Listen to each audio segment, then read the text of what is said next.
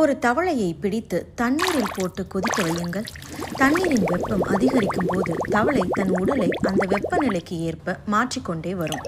தண்ணீர் கொதிநிலையை அடையும் போது வெப்பத்தை தாங்க முடியாமல் தவளை பாத்திரத்தில் இருந்து வெளியே குதிக்க முயற்சி செய்யும். ஆனால் எவ்வளவு முயற்சி செய்தாலும் தவளையால் வெளியேற முடியாது. ஏனென்றால் வெப்பத்துக்கு ஏற்ப தன் உடலை மாற்றிக்கொண்டே வந்ததால் அது வலுவிழந்து போயிருக்கும். சிறிது நேரத்தில் அந்த தவளை இறந்துவிடும். எது அந்த தவளையை கொன்றது? பெரும்பாலானோர் கொதிக்கும் நீர்தான் அந்த தவளையை கொன்றது என்று சொல்வீர்கள். ஆனால் உண்மை என்னவென்றால், எப்போது தப்பித்து வெளியேற வேண்டும் என்று சரியாக முடிவெடுக்காத அந்த தவளையின் இயலாமைதான் அதை கொன்றது. நாமும் அப்படித்தான் எல்லாரிடமும் சூழ்நிலைக்கு ஏற்ப அனுசரித்து போகிறோம். ஆனால் நாம் எப்போதும் அனுசரித்து போக வேண்டும், எப்போது எதிர்கொள்ள வேண்டும் என்பதை தெரிந்து வைத்திருக்க வேண்டும்.